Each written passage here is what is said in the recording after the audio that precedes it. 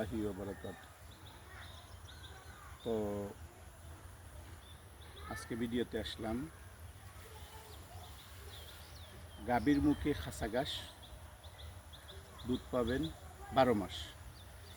এই শব্দটা অত্যন্ত গুরুত্বপূর্ণ, অত্যন্ত গুরুত্বপূর্ণ।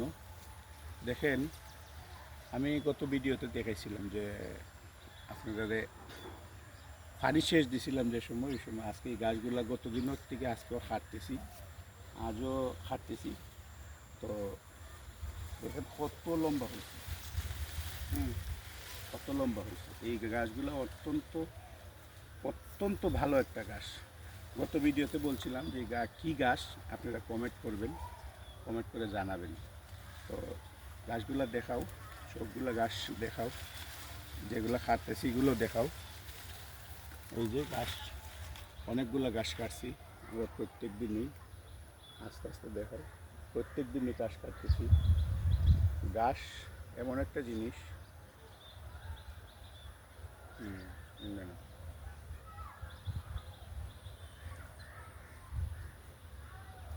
না, তো আপনারা, আমি বলবো যে খামার করতে হইলে আপনাদের গাছের অত্যন্ত প্রয়োজন। আর আগে ভিডিও হওয়ার খামার করতে হইলে আপনার গাছের অত্যন্ত প্রয়োজন। গাছ ছাড়া আপনি খামার করতে পারবেন না। সবসময় একটা জিনিস চিন্তা করবেন, গরু পালতে হলে আপনার গাছ লাগবে, গাছ ছাড়া গরু পালতে পারবেন না। তো আমি যেটাই বলতে চাইতেছি, এই গাছ, খাসা ঘাস গরুর শরীরের জন্যে অনেক প্রয়োজন। যেমন মানুষের সব ভিটামিনের প্রয়োজন আছে, তেমনি গরুর জন্য খাসা ঘাসের অত্যন্ত প্রয়োজন। এই খাসা ঘাস যদি আপনি প্রতিনিয়ত গাভীকে খাওয়ান, বীজ কনসেপ্ট করবে, তার হিজটো ঠিক মতো আসবে, তার ক্যালোরি ঠিক থাকবে, সব কিছু ঠিক থাকবে। এক কথা, খাসা ঘাসের কোনো বিকল্প নাই।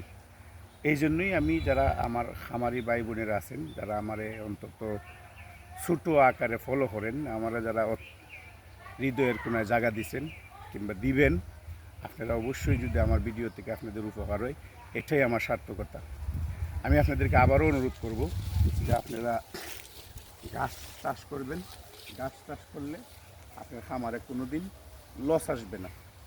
তো পরিশেষে বলতে চাই, আপনার একটা উদ্দেশ্য থাকতে হবে যে প্রত্যেক দিন একটা ভালো কাজ করব, প্রত্যেক দিন একটা ভালো কাজ করব, ওই মর্মে আপনি চিন্তা থাকতে হইব। তো আসুন আমরা সবাই দেশ ও মানবতার কল্যাণে কাজ করি এবং 5 ওয়াক্ত নামাজ জামাতে পড়ি। এই বলে আজকের মতন ভিডিও থেকে বিদায় নিলাম। আসসালামু আলাইকুম ওয়া রাহমাতুল্লাহি ওয়া বারাকাতুহু।